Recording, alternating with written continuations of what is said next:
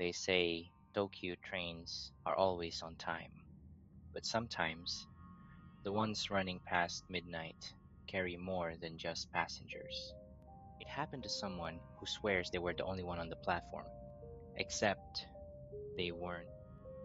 This story was shared by an expat who lived in Tokyo for work. We'll call her Maya.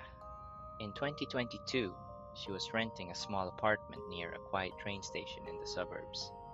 You know, the kind super clean, vending machines, barely anyone around after 9 p.m. She worked late nights in Shibuya and usually caught the last train home. One night, she missed her regular ride and ended up at an unfamiliar transfer station. She remembered it clearly, Shinozaki Station. Old platforms, barely any signage in English. It was past 1 a.m. She was the only person on platform 6. The wind was dead still, and the only sound was the buzzing of an old street lamp overhead, flickering like it was shorting out. And that's when she saw the woman. Far down the platform, standing just outside the yellow safety line, was a figure, a woman in a long white dress, her black hair hanging down, soaking wet. Maya assumed she was just drunk or waiting for the next train, but something about her posture didn't feel right. She wasn't pacing, she wasn't moving. She was just facing the tracks, head down, like she was listening for something. Maya looked around still, no one else in sight. She took out her phone to check the train schedule, but there was no signal. The hairs on her arms rose. Suddenly, the air felt too quiet. Then, she heard the vending machine behind her drop a can. She turned around, but no one was there. When she looked back down the platform, the woman was closer. Same stance, head down. Only now, Maya could see her feet, bare, dirty. Her white dress had mud and dark stains near the bottom. She wasn't standing still anymore. She was swaying back and forth slowly, like she was about to step off the edge. Maya started backing up, heart pounding, but the platform felt longer now, like it stretched forever. The exit sign looked too far away. She tried to call for help, but her phone froze. The screen started glitching, camera flickering on by itself. When she looked through the front camera for a second, she saw something standing right behind her in the reflection. But when she spun around, nothing.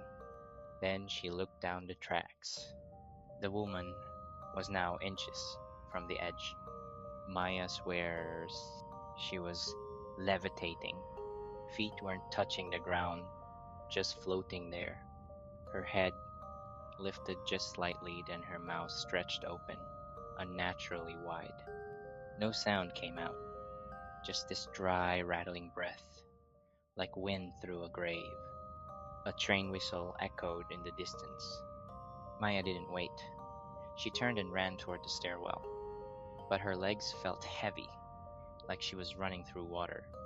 As she reached the top of the stairs, she made the mistake of glancing back, and the woman was now on the platform where Maya had just stood, but her feet weren't touching the ground, and her arms were bending inwards, elbows reversed, like something had broken her and left her stuck in that form. Her mouth was still wide open, eyes completely black, and just before Maya turned away, she heard the woman say, "Not this time," in perfect, flat English. Maya bolted out of the station. When she got home, she was shaking so hard she dropped her keys 3 times. The next day, she tried to look up Platform 6 at Shinozaki. But here's the part that chilled her to her core. That platform? It was closed after an accident years ago. A woman had died there. She jumped in front of the last train of the night. Some say she waits for someone to take her place, someone to see her in time, and if you do, she follows you until the next train comes. But if you run, she whispers, "Not this time." Maya changed her commute route permanently. She never used that line again. And sometimes, when she's waiting for the train alone, she swears she hears a whisper behind her, just a soft, broken breath.